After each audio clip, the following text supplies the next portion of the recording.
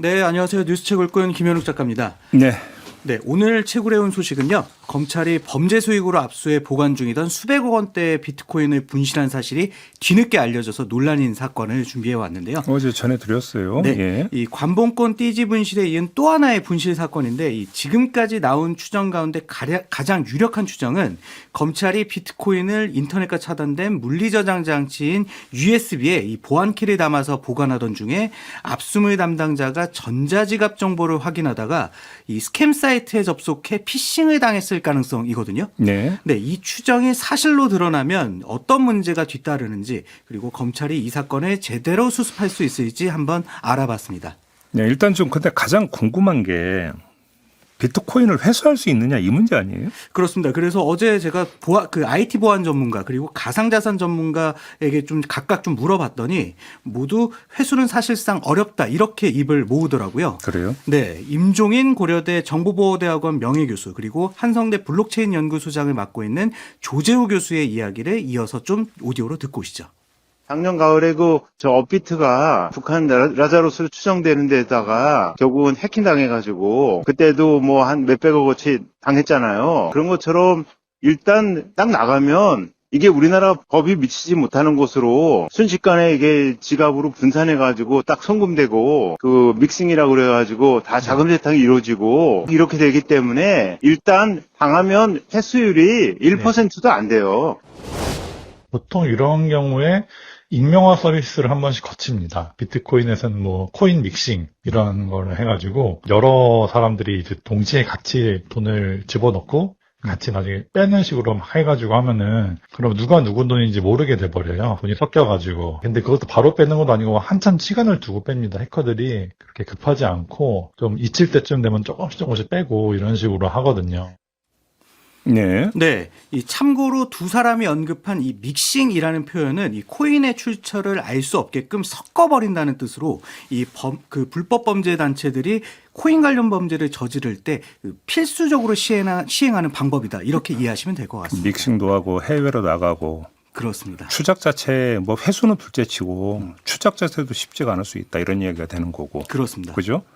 근데 뭐 이미 뭐 그 외양간 고치기 차원 얘기긴 합니다만 잃어버리지 않았더라면 네. 이 코인은 국고에 귀속이 되는 것이었습니까? 그러면? 그걸 한번 또 찾아봤는데요. 참고로 이 사건 같은 경우는 이 불법 도박 사이트를 운영하면서 이 비트코인을 벌어들였던 A씨가 지난 8일 징역 2년 6개월형이 최종 확정이 됐고요.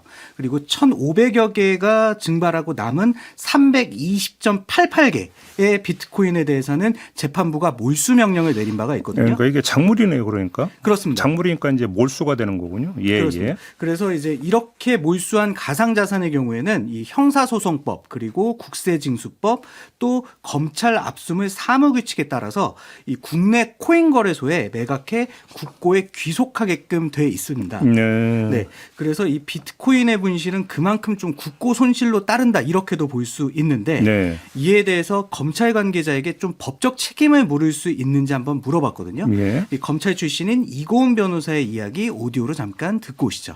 이게 진짜 뭐 어떤 특정 A 직원이 실수로 어떤 링크를 잘못 누르거나 어떤 행위가 개입돼가지고 이게 해킹이 된 건지 아니면 그냥 거기에 그냥 뒀는데 자연스럽게 해킹이 된 건지는 수사를 해봐야 되겠지만 해킹당한 것만으로 그거에 대해서 어떻게 다시 손해를 보상하라 이렇게 하기는 어려울 것 같고 그 공무원한테 어떤 비위 사실이 있거나 잘못이 있으면 징계 처분하는 것밖에 안 될 것 같긴 해요. 근데 좀 이 대목에서 좀 저는 좀 이해가 안 되는 게 일단 국고 손실에 피해를 끼쳤잖아요. 그렇습니다. 만약에 검찰 누구인지는 모르겠지만 만약에 과실이 있다면 네. 고의가 아니라 과실이라도 국고 손실을 미친 거니까 그거에 대해서 책임을 물어야 되는 거고. 근데 해킹 피해니까 이걸 고의로 한 게 아니라고 한다면 예를 들어서 그러면 지금 쿠팡 개인정보 유출을 쿠팡이 유출시키고 싶어서 시킨 거 아니잖아요. 그렇죠. 네. 근데 그거에 대해서 책임 그러니까 물으려고 하잖아요. 왜 달라요, 근데? 저도 사실 그게 좀 이해가 안 되긴 하는데 역시 좀 법이랑 이해가 안 되는데요. 네. 아무튼 지금 규칙 이런 게 어떻게 되겠다라는 겁니까? 네. 그래서 이제 그 단순히 피싱을 당한 것이다. 이렇게 돼 있다 한다면 내규에 따라서 견책이나 감봉 외에 이 법적인 책임은 묻기가 어렵다. 이런 이야기거든요. 정리하자면. 견책이요? 예. 그런데 또 이 사건과 관련해서 지금 언론에서도 얘기가 나오고 있고 어제 제가 통화했던 임종인 교수 같은 경우는 이 피싱범이 비트코인을 보관한 USB 안에 어떤 게 들어있는지 알고 있었을 가능성이 있다.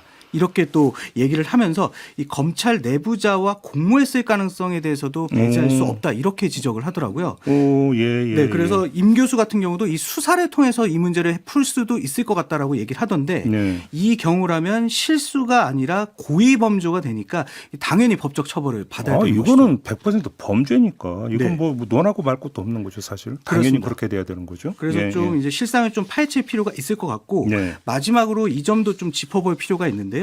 만에 하나 피싱범을 잡게 되면 훔친 비트코인 액수만큼 다른 재산을 추징할 수는 있다고 합니다.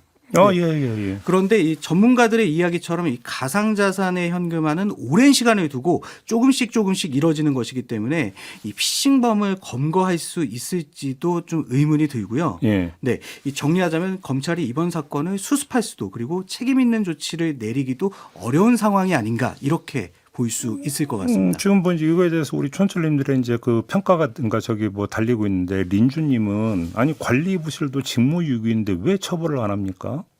뭐 이렇게 좀 이제 그 문제 제기를 좀 해주셨고요. 네.